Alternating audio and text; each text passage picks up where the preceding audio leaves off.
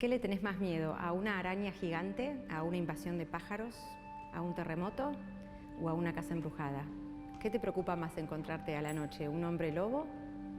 ¿O una serpiente venenosa? De eso hablamos cuando hablamos del género del terror.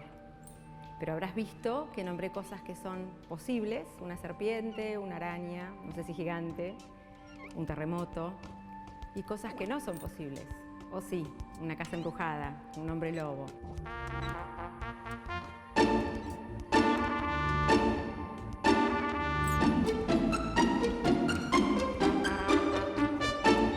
De eso va el género del que vamos a hablar hoy, que en realidad son dos géneros, el terror y el horror.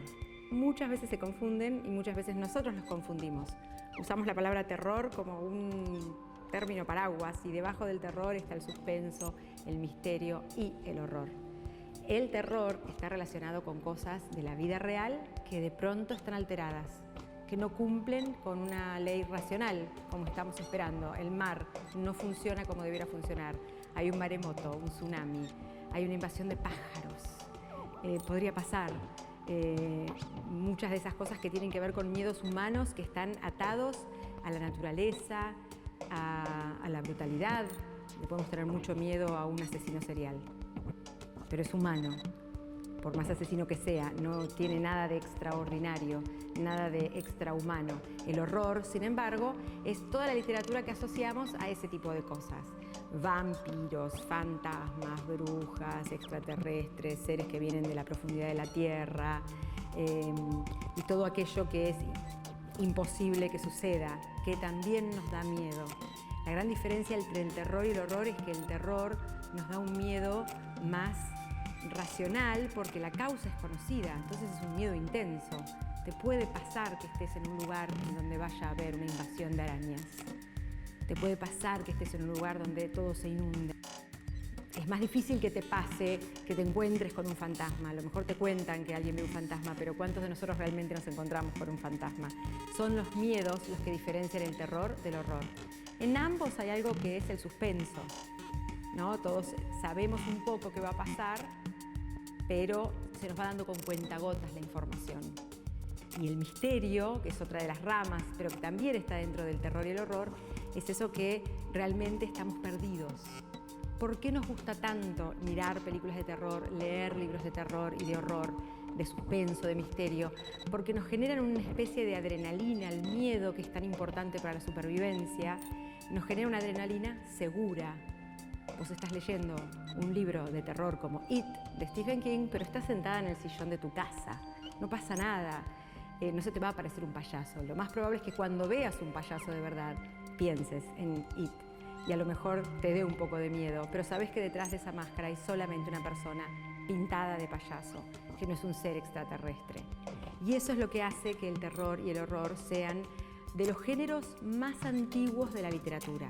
Desde la oralidad primitiva, desde el paganismo, desde luego la incorporación de las religiones. El miedo es algo que ha movido a la humanidad. Miedo al diablo, miedo a Dios, miedo a los dioses, miedo a los demonios cuando no son uno, sino que son muchos. El miedo a ultrajar una tumba, a los muertos que vuelven a vengarse. Son todos miedos que tienen que ver con la condición humana, con la vida después de la muerte, con la vida en otros mundos, con esta idea intrínseca del ser humano de estamos solos en el universo o hay alguien más, o hay algo más en otro plano que nosotros no podemos ver. A veces el terror está dentro de casa. Es una persona que se vuelve violenta, se vuelve loca y se vuelve violenta. Y a lo mejor esa persona se vuelve loca porque ve fantasmas, y ahí tenemos terror y horror. Si pensamos de nuevo en King, en El Resplandor.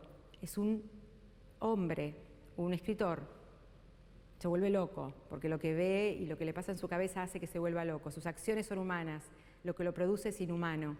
Y ahí el terror y el horror se juntan.